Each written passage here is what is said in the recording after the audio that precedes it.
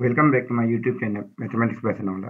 जैसा कि मैंने प्रीवियस वीडियो में कहा कि 4.2 जितनी आपको अच्छे से आ रही है तो 4.3 आपके लिए इजी होगी। हालांकि मेरे वीडियो सारे अवेलेबल हैं, मगर फिर भी मैं दोबारा कर रहा हूँ क्योंकि एज ए रिफ्रेशर या कुछ चीज़ें एक्स्ट्रा हमारे माइंड में आ जाती हैं या स्टूडेंट अप टू डेट रहना चाहते कि ये शायद पुरानी वीडियोज़ हैं, ठीक से नहीं होंगी या कुछ भी हो सकता है। तो इसलिए मैंने भी सोचा है कि कुछ चीज़ें हम छोड़ देते हैं या वक्त के साथ जो ना हमारे पास माइंड में आ जाती हैं कि लास्ट ईयर जो मैं पढ़ा रहा था वही चीज़ें मैं इस दफ़ा थोड़े चेंज तरीके से पढ़ा सकता हूँ, क्योंकि डेली बेसिस पे हर किसी की ग्रोथ होती रहती है। तो इस दफ़ा हम जो पढ़ा रहे हैं तो उसमें भी फ़र्क है कि जो लास्ट ईयर में पढ़ा रहा था तो 4.3 में जो चीज़ें हमने डिस्कस की थी, कुछ चीज़ या आपने जो पढ़ी हैं सेक्शन में, तो सिंपल आपको आनी चाहिए क्या, क्वाड्रेटिक इनइक्वालिटी।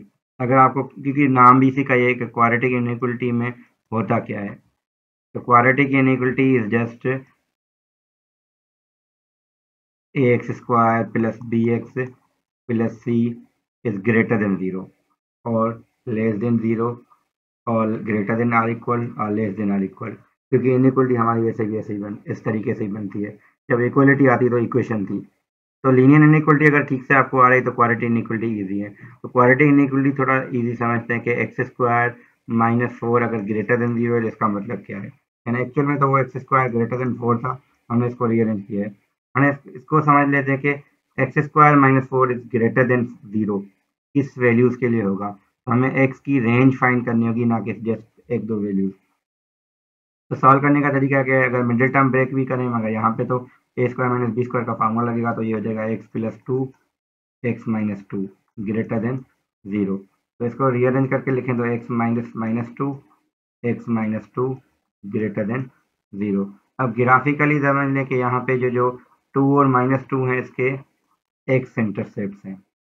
ठीक है, तो इन दोनों के दरमियान कोई भी वैल्यू रखें तो चेक करेंगे। इन दोनों के दरमियान 0 रख के देखें तो 0 अगर हम इसमें भी रखें या इसमें बात देखिए तो 0 यहाँ रखते हैं तो नेगेटिव आता है। तो यहाँ हमारी वैल्यू नेगेटिव आ रही है, या इसको ऐसे समझ लें कि यहाँ माइनस टू था, यहाँ प्लस टू, तो दरमियान में हमने 0 रखा क्योंकि ये इस पर हमें नेगेटिव दे रहा है और हमें चाहिए पॉजिटिव। तो ये portion does not satisfy. Two से वैल्यू ज़्यादा पुट करें, थ्री पुट करके देखें, आपको पॉजिटिव मिलेगी वैल्यू, और माइनस थ्री पुट करके भी देखें तो आपको वैल्यू पॉजिटिव मिलेगी इसकी, इस पूरे एक्सप्रेशन की। यानी x square minus four will be positive इसके लिए, और सिमिलरली इसके लिए भी। तो इन दोनों के वैल्यू अगर पॉजिटिव आ रही है, यानी ये पोर्शन भी सेटिस्फाई हो रहा है, ये भी हो रहा है, तो इसको हम लिखेंगे कैसे, x is greater than two और x is less than minus two. तो कुछ स्टूडेंट कह रहे थे कि हम इसको ऐसे लिख सकते हैं या नहीं लिख सकते, तो हम नहीं लिख सकते क्योंकि यहाँ इसका मतलब है कि माइनस टू एक्स से बड़ा है, एक्स इससे बड़ा है, तो इवेंचुअली तो ये होना चाहिए कि minus two will be greater than two, मतलब कि ये ट्रू नहीं होगा। तो इसीलिए इसको अवॉइड कर निकला। अगर आप ये लिखते हैं तो आपका आंसर गलत हो जाएगा, तो बेहतर है कि इतना ही लिखें। ठीक है, जब ये तब लिखते हैं जब हमारी लेस देन की सिंबल हो। तो यही चीज़ अगर हो यहाँ पे, दिस इज लेस देन 0 कब होगा, और नेगेटिव क्योंकि दरमियान में आ रहा था, तो हमारा सोल्यूशन बन जाएगा minus two less than x less than two. तो हम इसको कहते हैं हमारा इनसाइड सोल्यूशन, और ये हमारा होता है, सॉरी ये नहीं, इसको हम मना कर रहे थे, ये हमारा है आउटसाइड सोल्यूशन।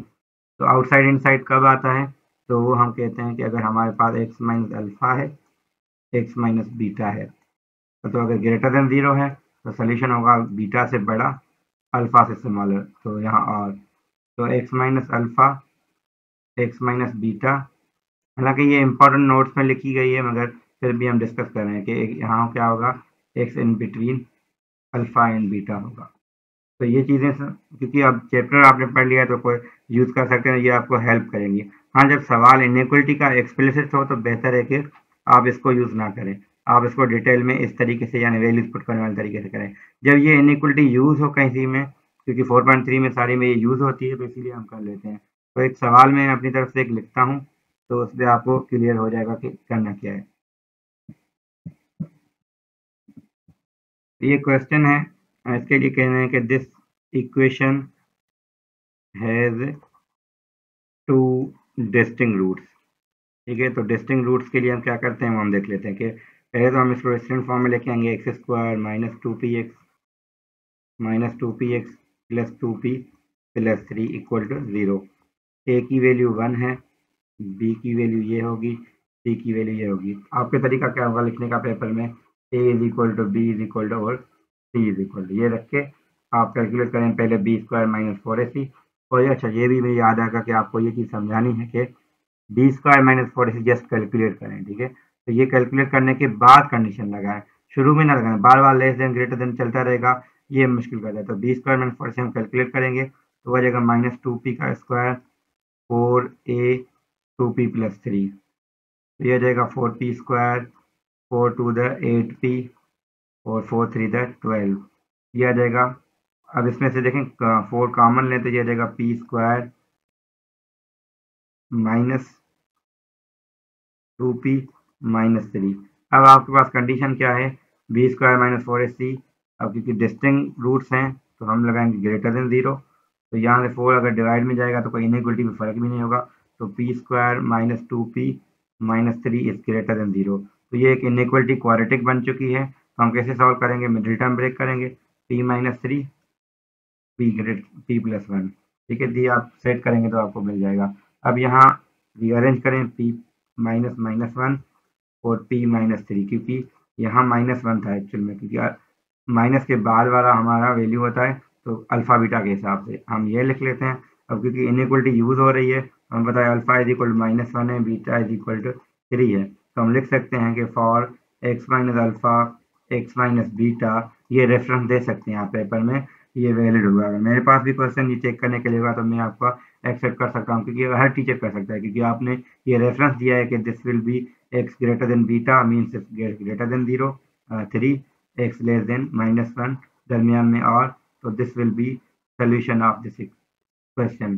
तो यहाँ क्या होगा, मतलब सवाल पूरा होगा, this equation है this will find the values of p और find the range of values of p। तो फर्क क्या होगा, देखिए यहाँ पे डिस्टिंक्ट की जगह मैं मार्कर चेंज करता हूँ, तो यहाँ क्या हो, this is no real roots, ठीक है। नो रियल में रूट्स में क्या होगा, आपका इस जगह पे या इस जगह पे डायरेक्टली लेस देन 0 होगा, तो सोल्यूशन आपका हो जाएगा, इसलिए मैं इसको रेड में लिख रहा हूँ, ये सोल्यूशन होगा, ठीक है। अगर यहाँ इक्वल कर देता तो वो चीज़ होती कि अगर इसके दो इक्वल रूट्स हैं तो यहाँ इक्वल लगा दे तो p इज इक्वल माइनस 1 और 3 हो जाती, तो वो डिपेंडिंग ऑन द क्वेश्चन है। तो 4.3 में सारे सवाल इजी हैं, सिर्फ एक सवाल स्टूडेंट को तंग करता है, उस पर थोड़ी डिस्कशन मेरी रहेगी, क्योंकि एक क्वेश्चन है क्वेश्चन 12, ठीक है। क्वेश्चन नंबर 12 में है p माइनस 6 एक्स स्क्वायर, आगे मुझे याद नहीं आ रहा कि टर्म्स क्या थे, इक्वल टू 0 है, यहाँ मैंने एक्स वाला टर्म और वो, तो इसके बाद क्या था कि सोल्यूशन आपका आता है p greater than 8 p, sorry अब यहाँ लगाते हैं p, आपका सोल्यूशन ये आ जाता है bye B square minus 4ac की जब आप कंडीशन लगाते हैं, तो यहाँ इसके लिए डिस्टिंक्ट या रीड पता नहीं रूट्स रियल होते हैं, मुझे याद नहीं आ रहे हैं, मगर यहाँ पे कहता है कि मिनिमम का जिक्र करता है, ठीक है, मुझे याद है। आप क्वेश्चन देखिएगा, क्वेश्चन नंबर 12 4.3 का, क्योंकि बुक इस तरह इस टाइम में मेरे पास अवेलेबल नहीं है, तो इसलिए मैं ये रेफरेंस दे रहा हूँ। तो सोल्यूशन आपका आना कि ये आ रहा है, मगर आपको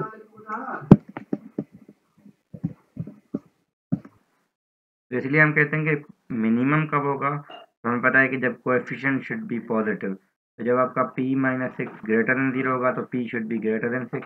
तो यहाँ अगर देखें तो हमारे पास 2 यहाँ पे है 8 यहाँ पे, तो 2 से लेके 8 तक इसका सोल्यूशन है, ये है 6 से ऑनवर्ड, ठीक है। 6 से हम ऑनवर्ड तो कॉमन जो होगा वो ये पार्ट, इसीलिए बुक में जो सोल्यूशन है आपका वो कुछ यूँ आता है। तो रीज़न इसका ये है कि यहाँ मिनिमम एक्स्ट्रा कंडीशन थी, अगर मिनिमम हटा दें तो ये आपका आंसर सही था यूजिंग द डिस्क्रिमिनेंट कंडीशन, मगर ये क्यों नहीं आ रहा, क्योंकि यहाँ मिनिमम की कंडीशन एक्स्ट्रा थी। और मिसलिनियस में कुछ ऐसे कॉन्सेप्ट है जो मुझे डिस्कस करने हैं, तो हम मिसलिनियस की वीडियो में अलग से बनाऊंगा एक, जिसमें मैं डिस्कस करूंगा जो क्वेश्चन मैंने नहीं किए हैं प्रीवियस वीडियो में, तो मैं उसको भी डिस्कस कर लूँगा। Thank you.